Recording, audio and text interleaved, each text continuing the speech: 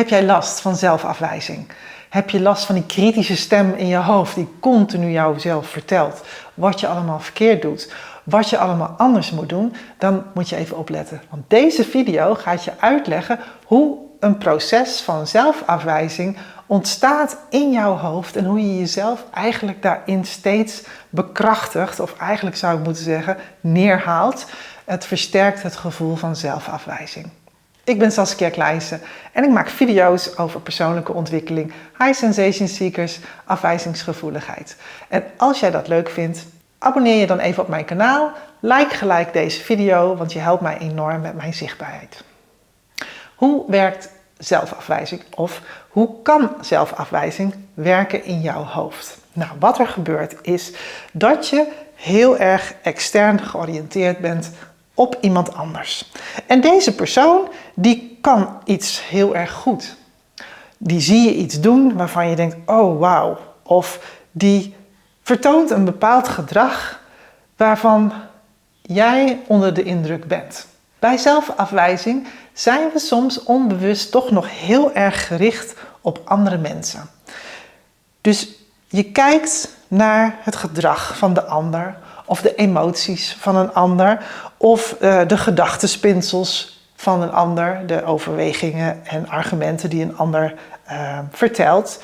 En op dat moment kan jij daar een gevoel bij krijgen dat deze persoon iets heel goed doet. Jij beoordeelt dat als goed. Want onbewust ben je eigenlijk dit gedrag aan het toetsen aan een aantal regels of normen en waarden waarvan jij het idee hebt of waarvan jij denkt dat dat de norm is. Dat dit het gemiddelde is van een goed persoon. En als die persoon eraan voldoet, dan krijgt hij een krulletje, dan denk je dat is heel erg goed. Want hij voldoet aan deze regels die waarschijnlijk in de maatschappij normaal zijn, of jij denkt dat dat zo is. Vervolgens spiegel je dat naar jezelf. En je denkt, hé, kan ik dat net zo goed als deze? Denk ik daar hetzelfde over? Doe ik hetzelfde gedrag? Heb ik daar dezelfde gevoelens bij?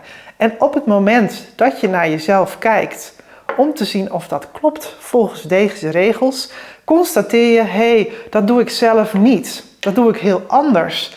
En je bestempelt dat als fout. Dat is niet oké.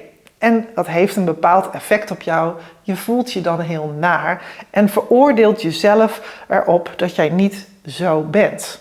Wat ben je eigenlijk aan het doen? Je bent eigenlijk in de buitenwereld continu op zoek naar bewijs dat jij het zelf niet goed doet. Je bent op zoek naar bewijs bij allemaal andere mensen dat die het anders doen. Je gaat op zoek naar een mismatch. Wat doen zij wat ik niet doe?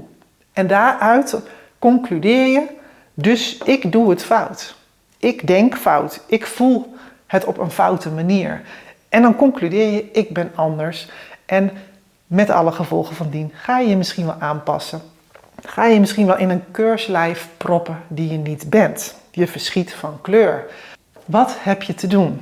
Op het moment dat jij jezelf betrapt op de mismatch, dan is het heel erg belangrijk om met compassie naar jezelf te kijken en je bewust te zijn dat jouzelf, jouw unieke zelf, waar er maar eentje van bestaat, allerlei kwaliteiten heeft die een ander misschien niet heeft, maar wat ook heel waardevol kan zijn in de wereld.